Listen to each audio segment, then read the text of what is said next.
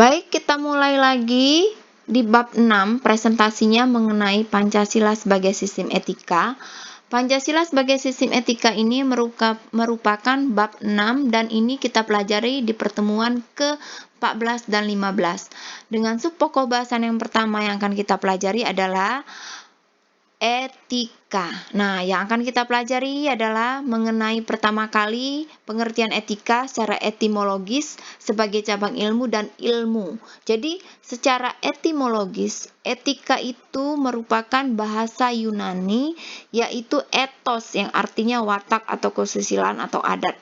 Jadi, yang kita akan pelajari dulu di dalam Pancasila sebagai sistem etika adalah pengertian etika itu sendiri. Nah, yang kedua, etika itu merupakan pemikiran kritis yang mendasar mengenai ajaran-ajaran dan pandangan-pandangan moral. Etika seseorang dapat mengerti mengapa, atas dasar apa manusia hidup menurut norma-norma tersebut. Jadi dia mempertanyakan norma.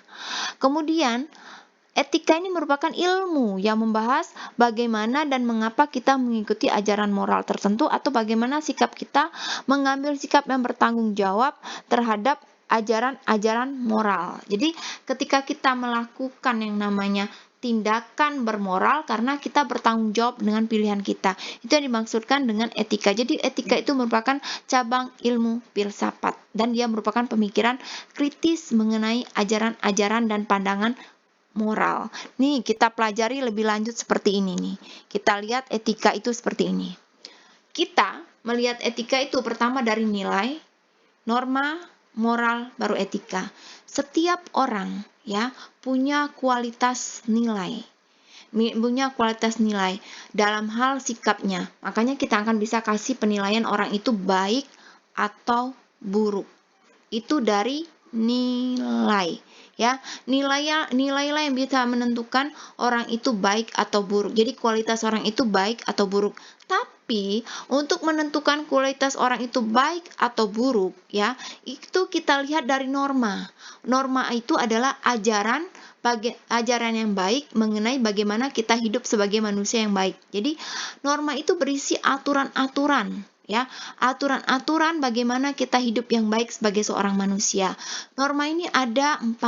Yang pertama norma agama, ya, yaitu aturan-aturan mengenai agama, hubungan kita dengan Tuhan. Kemudian yang kedua adalah norma kesopanan. Ini merupakan hubungan kita dengan manusia. Ya. Kemudian yang ketiga, norma kesusilaan. Ini adalah hubungan kita dengan hati nurani yang disebut dengan kejujuran. Kemudian yang ketiga adalah yang keempat adalah norma hukum. Ini adalah mengatur hubungan kita dengan manusia dengan negara. Nah, norma inilah norma agama, norma hukum, norma kesusilaan, norma kesopanan. Ini adalah mengatur hidup kita yang baik sebagai manusia. Kalau kita mengikuti ajaran norma ini di dalam kehidupan sehari-hari, kita dinamakan orang bermoral. Itu berarti kita dikasih nilai baik oleh orang lain. Seperti itu. Tapi kalau kita tidak menjalankan ajaran norma ini dalam kehidupan sehari-hari, kita dinamakan orang yang tidak bermoral. Kita dikasih nilai buruk oleh semua orang. Jadi setiap orang yang menjalankan ajaran norma dalam kehidupannya sehari-hari, dia dinamakan bermoral. Nah, tapi harus diingat nih, tingkatan tinggi dari etika.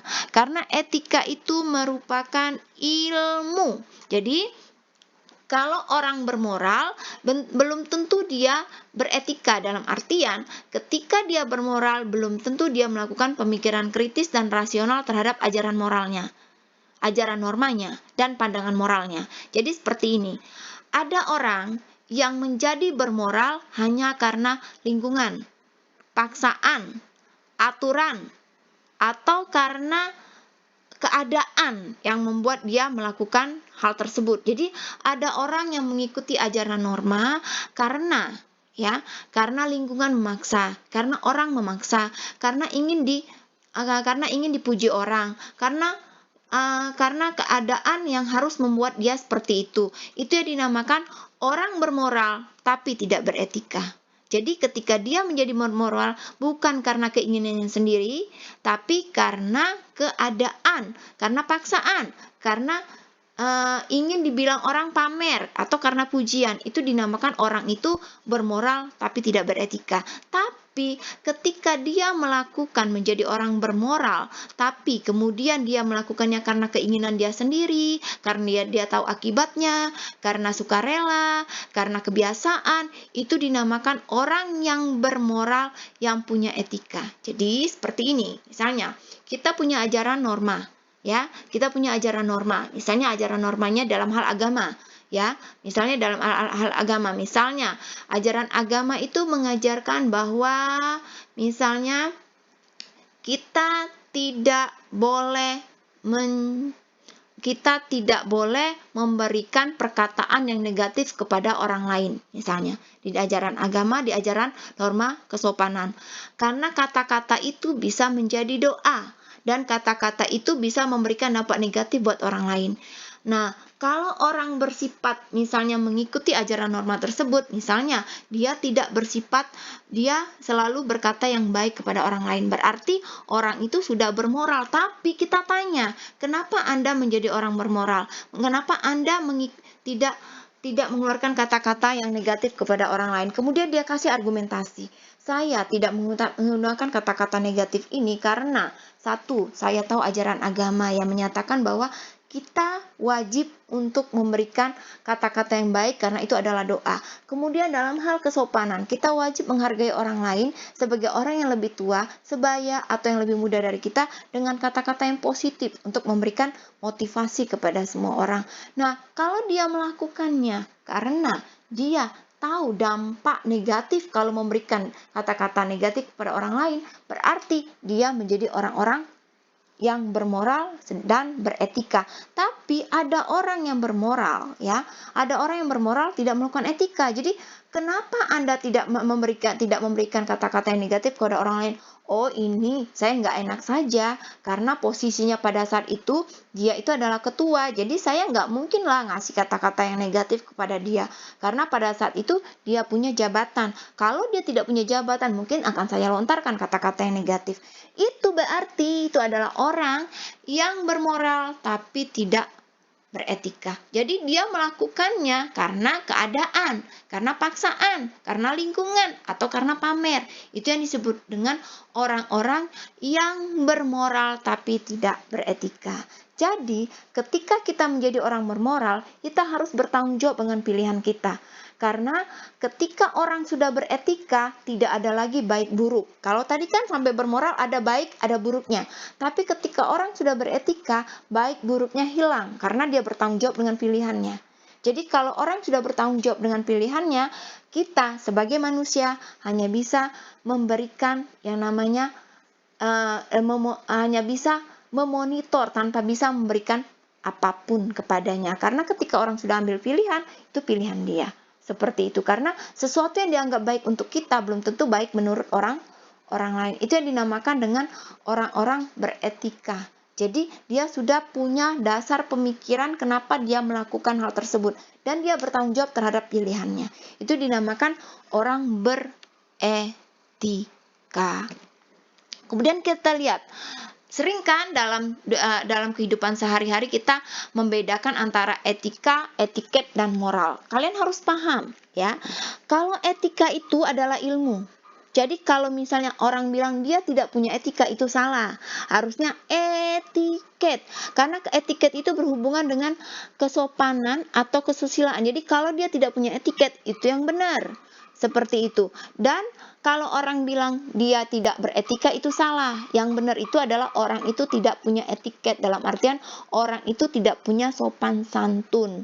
Karena etika adalah ilmu dan dia merupakan cabang ilmu filsafat mengenai pemikiran kritis dan rasional. Mengenai ajaran-ajaran norma dan pandangan-pandangan norma. Kemudian, moral merupakan perbuatan yang sedang dinilai, sedangkan etika mengkaji sistem nilai yang ada. Itu yang harus kalian pahami. Kemudian kita lihat lagi, ini adalah yang namanya Ini sudah Ibu jelaskan dari awal, nilai adalah kualitas, norma adalah konkret, ada norma agama, norma susila, norma kesopanan, norma hukum. Moral menentukan derajat seseorang apabila dia telah sesuai dengan norma. Kemudian moralitas kesesuaian antara norma dengan sikapnya dalam sehari-hari. Kemudian kita lihat yang di sini ada yang namanya moral. Moral itu berisi petunjuk dalam artian kita melaksanakannya tanpa melakukan pemikiran. Tapi kalau etika itu melakukan pemikiran kritis dan mengapa kita harus hidup yang baik sebagai seorang manusia. Jadi ketika sudah kita menentukan, kita sudah memilih dan bertanggung jawab terhadap pilihan kita. Kemudian kita akan belajar mengenai mengenai aliran-aliran etika. Ada 3 nih aliran etika: deontologi, teleologi, dan keutamaan. Deontologi itu baik buruk tindakan berdasarkan apakah tindakan itu sudah sesuai dengan kewajiban. Kalau dia sudah sesuai dengan kewajiban, berarti apa yang dilakukannya merupakan kebaikan. Teleologi itu artinya baik buruknya akibat yang ditimbulkan. Kalau akibatnya memberikan dampak positif, berarti itu baik menurut ajarannya. Itu yang harus meski harus melanggar kewajiban. Ini yang dinamakan dengan teleologi. Kemudian kalau keutamaan, orang tidak hanya melakukan tindakan baik melainkan jadi orang yang baik, tetapi karakter moral itu dibangun untuk meneladani perbuatan-perbuatan baik yang dilakukan oleh para tokoh besar. Jadi ini lebih kepada moralitas secara umum. Nah, kita lihat nih, aliran etika yang kita perhatikan adalah teleologi. Karena kalau yang namanya aliran etika deontologi, kalian paham, deontologi tadi adalah apabila kita sudah melaksanakan kewajiban, itu ukurannya. Nah, kalau teleologi ini kalau misalnya berdasarkan akibatnya. Teleologi itu ada egoisme etis, ada utilitarianisme, yaitu teleologi egoisme etis itu apabila tindakan baik apabila berakibat baik bagi pelaku. Jadi ini yang disebut dengan egois. Yang penting baik untuk saya. Itu dinamakan dengan egoisme etis. Tapi kalau utilitarianisme ini berarti tindakan baik tergantung akibatnya. Kalau akibatnya baik untuk banyak orang, berarti perbuatan itu menjadi baik. Kemudian kita belajar subpokok bahasan yang kedua, yaitu etika Pancasila. Tadi kita sudah bicara tentang etika. Sekarang kita bicara tentang etika Pancasila. Nah, etika Pancasila ini akan kita bahas akan Ibu buat videonya berikutnya. Untuk saat ini sampai ke etika dulu ya, Nak ya. Silakan kalau ada pertanyaan di sini yang ingin ditanyakan boleh.